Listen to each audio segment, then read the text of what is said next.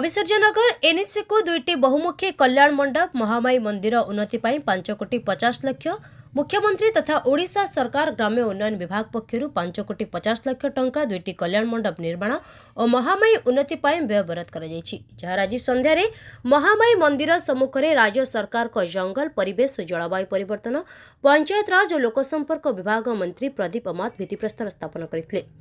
मंत्री अमात कविसूर्यनगर एनएससी पक्षर 5टी अणा आराध्या देवी मां महामाई को प्रथमे दीपदान और पुष्पदान करी मां को आशीर्वाद भिक्षा करी आज भित्तिप्रस्तर स्थापन उत्सव में निजक सामिल करथिले। मंत्री दुई बहुमुखी कल्याण मुख्य व्यय खूब शीघ्र कार्यारंभ हेबो बोली घोषणा करथिले। मंत्री महामाई मंदिर उन्नति 50 लाख व्यय बराद होइतिबा जणा पड़िछि। साथी थिले कविसूर्यनगर विधायिका लतिका प्रधान, एनएससी प्राक्तन अध्यक्षा लक्ष्मीप्रिया साहू, एनएससी अध्यक्षा एस लक्ष्मी सेठी, बहु काउंसिलर और अतिथि।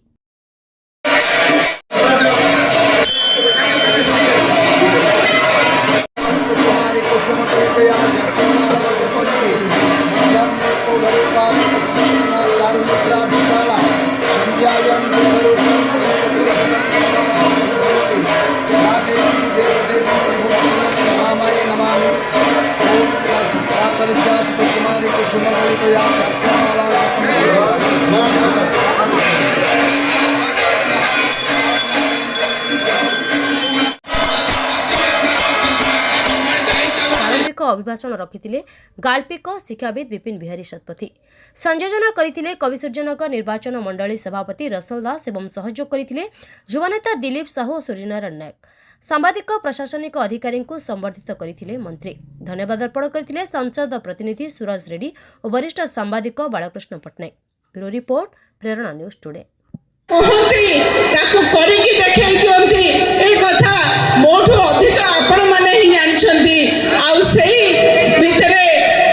निश्चित भाव में कहबी गोटे कथा जो माँ माने निज गर्भर संतान को रखुले एवं 5,000 टंकार सहायता पाउले आज ताहा डबल हो जाइए।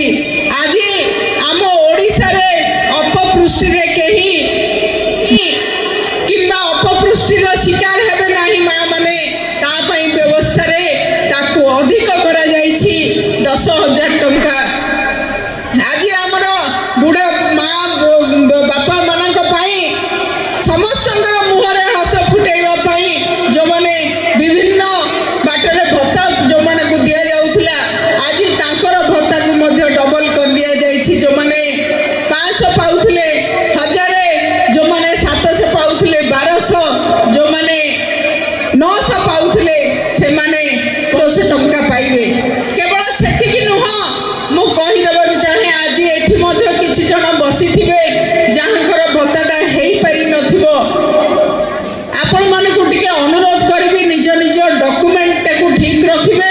किंतु जो मानकर पेंडिंग हेकी रहिथिला भत्ता सब भत्ता को क्लियर करबा पई माननीय मुख्यमंत्री देई सारिछंती। ओडिशा को 4 लाख मधुबाबू पेंशन भत्ता एडिशनल करैछंती जोटा कि आम पई अति गौरवर कथा। गौरवर कथा आज कलाकार भत्ता 1500 रु 2000 हो गलानी। आज आमर छात्र छात्री माने जो माने उच्च शिक्षा करबा पई चाहुचंती एवं विभिन्न माध्यम रे निज को प्रस्तुत करूछंती आगामी भविष्य रे से माने जेंती भल चाकरी टिए करिवे भल बिजनेस टिए करिवे किंतु तांकर सबु संबल न थाए। तेणु तांको पई स्कॉलरशिप रो व्यवस्था करिछंती। +3 थारू पीजी छात्र छात्री मानक पई प्रत्येक छात्र छात्री जो मानक बापा माँ सरकारी चाकरी करू नथिबे जो पिलांगर बापा माँ आईटी रिटर्न दौ नथिबे सेही मानक पिला माने पुओ माने पाइबे 9,000 टंका, झियो माने पाइबे 10,000 टंका वर्ष गोटे वर्ष रे। एई फेब्रुआरी 20 तारिख ठारे ताहा शुभारंभ होबाक जाउछि। ये तो भेटी होउछि गोटे पर गोटे भेटी आपण पाखरे रहउछि। शिक्षित बेकार युवक युवती मान आज बिना सुधरे 1 लाख टंका ऋण जोगे दवा प्रक्रिया କାର୍ଯ୍ୟକ୍ରମ ପ୍ରିୟ ମୁଖ୍ୟମନ୍ତ୍ରୀ ନେଇଛନ୍ତି, ଯାହାରି ଫଳରେ ଜଣେ ଯୁବକ 18 ବର୍ଷରୁ 35 ବର୍ଷ ଏବଂ ସେ ଯଦି SC କିମ୍ବା ST କିମ୍ବା ଫିଜିକାଲି ହ୍ୟାଣ୍ଡିକ୍ୟାପ୍ଟ ହେଇଥିବ ତାହେଲେ ସେ 38 ବର୍ଷ ସେମାନେ ଯୋଗ୍ୟ ଏବଂ ସେମାନେ ଲକ୍ଷେ ଟଙ୍କା ଲେଖାଏଁ ବିନା ସୁଧରେ ଋଣ ନେଇପାରିବେ, ଯେଉଁଥିରେ ଗ୍ୟାରେଣ୍ଟିୟର ନିଜେ ସ୍ୱୟଂ ସରକାର ରହିବେ, ଅର୍ଥାତ୍ ମୁଖ୍ୟମନ୍ତ୍ରୀ ଆପଣମାନଙ୍କ ପାଇଁ ଗ୍ୟାରେଣ୍ଟିୟର ରହି ଏହି ଅର୍ଥର ବ୍ୟବସ୍ଥା କରିଛନ୍ତି। ତେଣୁ ଆଜି ଏହି ପରିସ୍ଥିତି ଭିତରେ ଆମେ ଯଦି ଆଲୋଚନା କରିବା, ଆଜି ପ୍ରତ୍ୟେକ NSCର ବିକାଶ ପାଇଁ ବିଭିନ୍ନ କାର୍ଯ୍ୟକ୍ରମ ପ୍ରିୟ ମୁଖ୍ୟମନ୍ତ୍ରୀ ଗ୍ରହଣ କରିଛନ୍ତି। ଆଜି